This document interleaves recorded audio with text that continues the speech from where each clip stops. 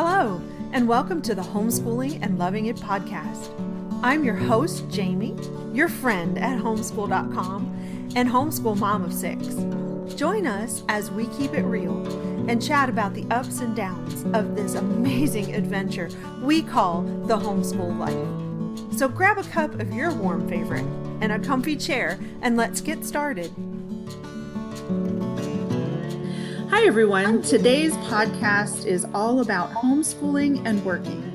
I know that's something that more and more homeschool moms are facing, and it can really be a challenge. But we have a really special guest with us here today, Andrea Dillon, and Andrea is the face of A to Z Homeschool. If you've never been over there to visit and check it out, you really need to. That's A2ZHomeschooling.com. There's always great stuff happening over there, so make sure you pay Andrea a visit.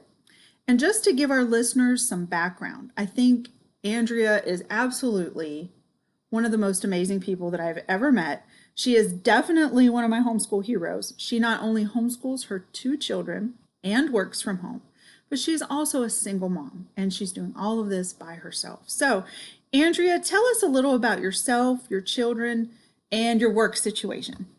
Thank you so much, Jamie. I am a single homeschool mom. I am homeschooling a 9 and a 10-year-old. They're in 4th and 5th grade, respectively. And it is crazy all the time, but it is absolutely wonderful. We are slowly working our way into a groove. I've been the single homeschool working mom for almost 3 years now, and it's a constantly evolving, changing life. To put it as simply.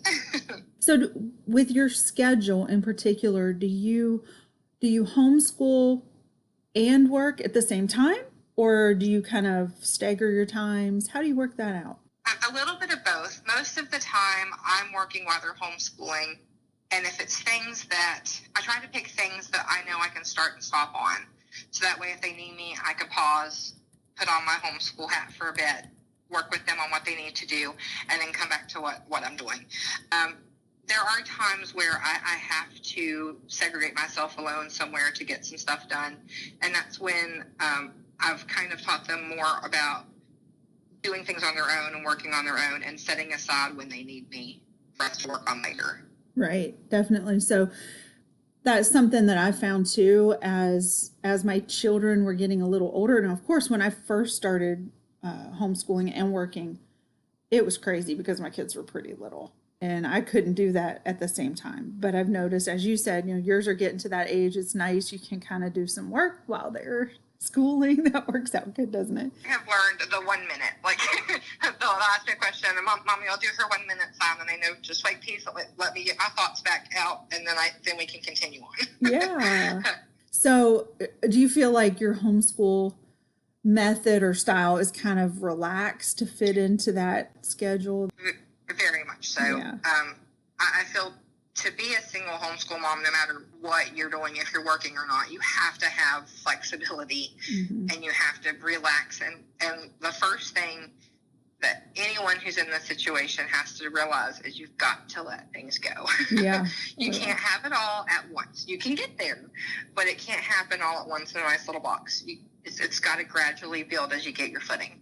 And it takes a while. Like I said, we're almost 3 years in, and we're just now getting comfortable enough that I say we're not quite a well-oiled machine, but we're getting there. we're getting there. Yeah. Oh, that's awesome. Yeah, I had to learn that the hard way myself. I started homeschooling. I had 4 kids, and 2 of them really were homeschooled. The other 2 were too little. And I wanted everything to be perfect. And then I had 2 more kids, and I was like, oh no, threw in the towel. Out the door. Oh yeah, big time. I think the over-planning, especially as a mom, you kind of get this idea that you have to plan everything and stick to it. And I think that was my curse initially, even before I started working from home. I wanted everything to be to the plan. If I said we're doing this at 10, we're doing this at 10.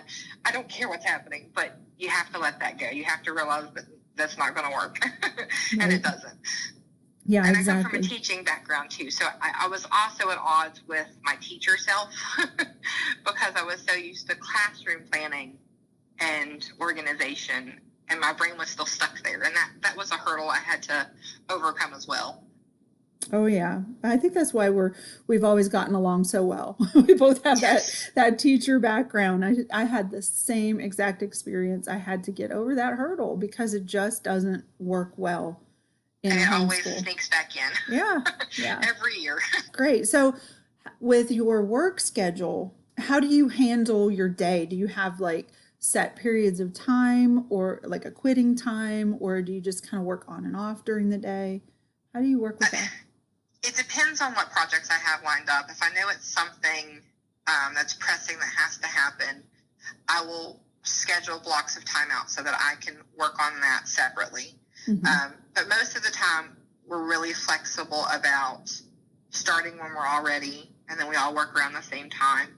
And then about dinner time, we all shut down no matter what's going on. That's our break time. Yeah. Everything gets closed, everything gets put away, we get a break.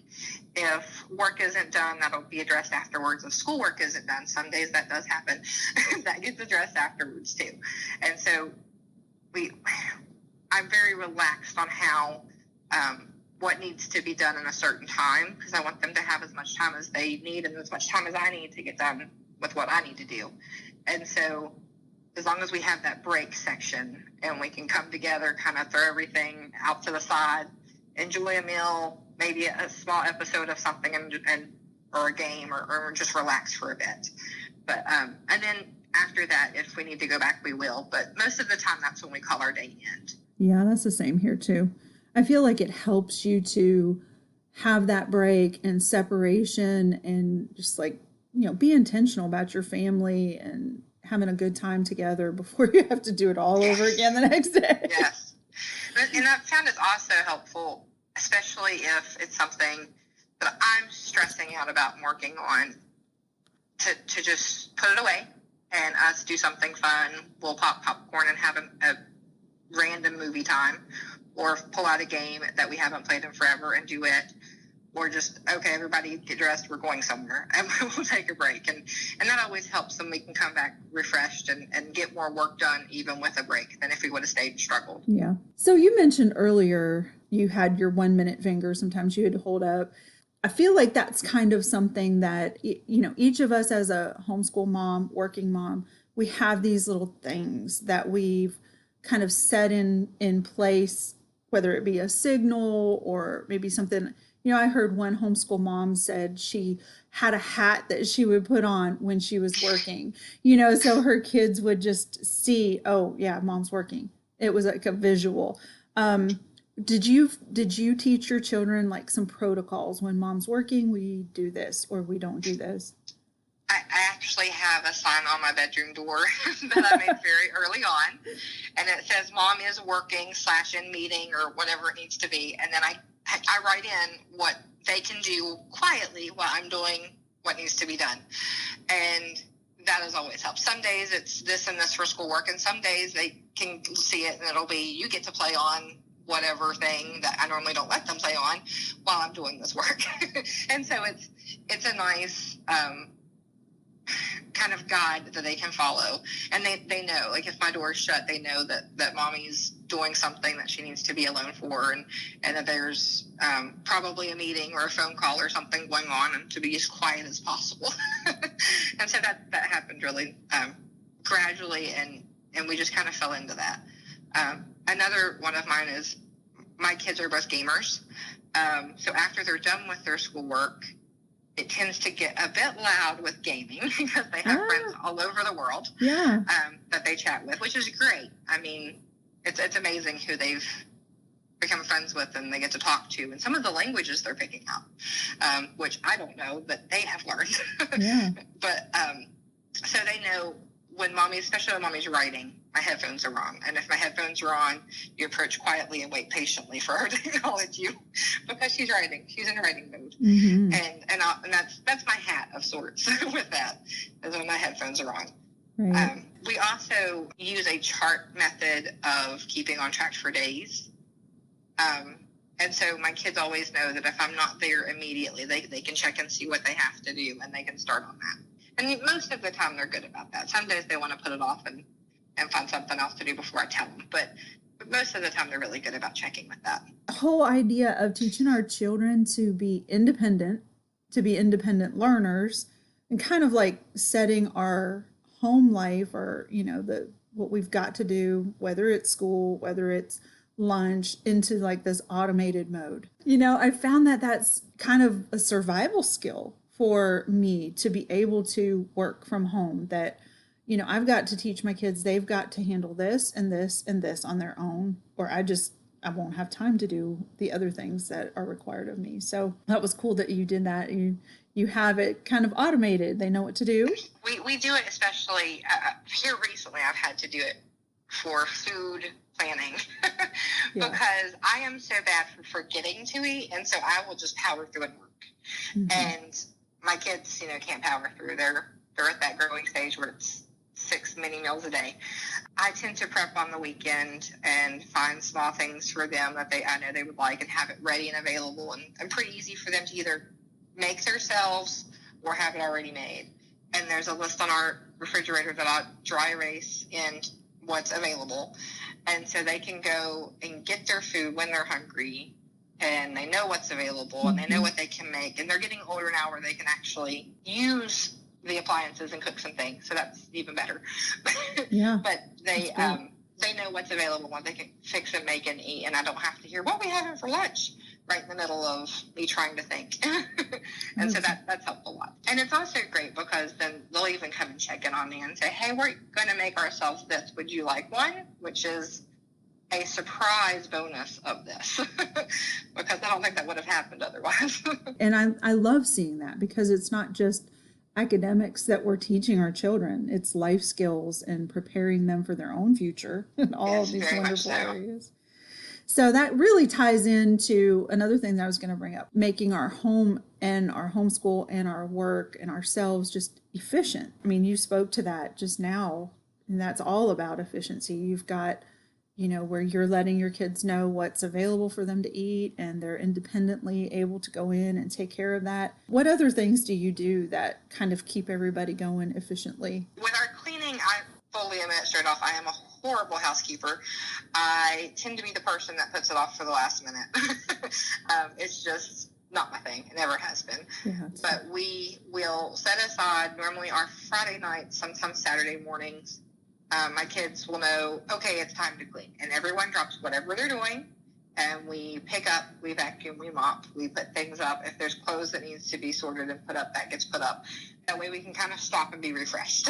And we all sit down and take a big sigh when it's cleaned, because we all feel better. And so even my kids will know, like they'll get to a point where if it's been a rough week and they've made a mess and completely destroyed our living room, they'll be like, I think we need to have one of those moments. And they've started to realize and do it themselves, especially before bed. I might have to nudge sometimes and go, oh, it's getting a bit much in here. And then they'll just go into full mode. I've slowly trained them for that, and it's been great watching. That tends to be one of ours that we do.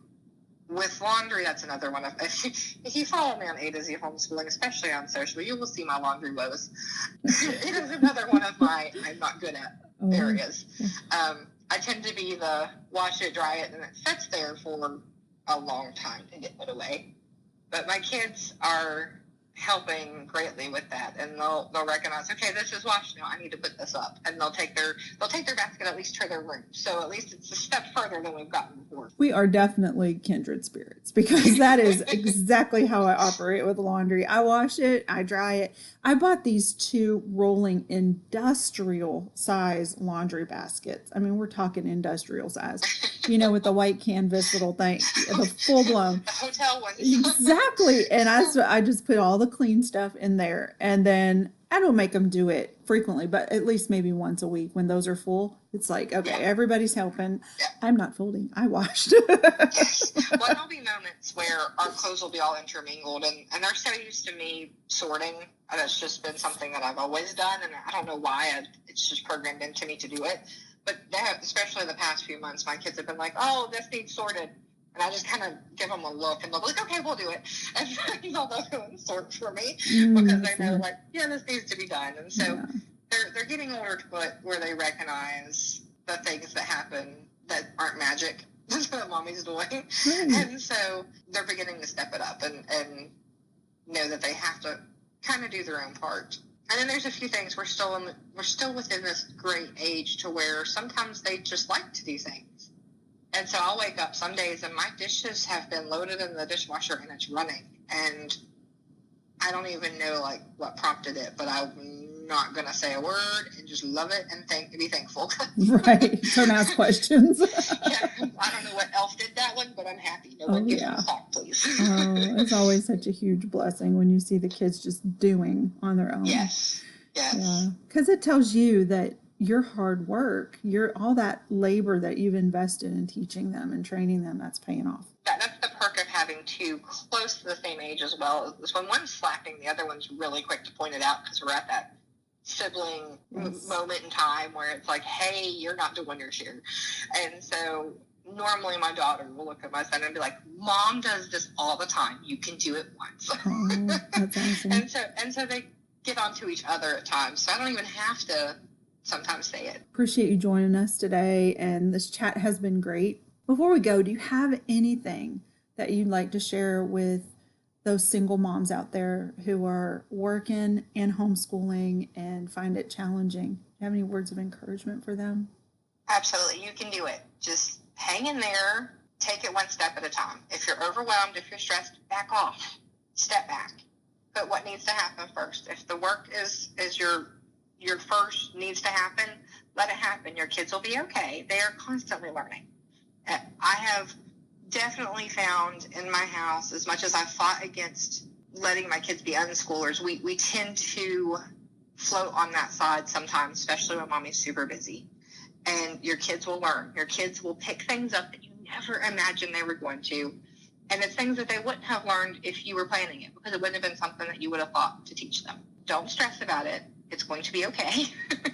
One step at a time, and you'll get there. You'll get there. It's always evolving. It's always changing. You'll get there. Yeah, absolutely. I love it. Well, thank you again, Andrea. And I wish all of our listeners a great week. Tune in next time to the Homeschooling and Loving It podcast with Grace and Joy, Jamie.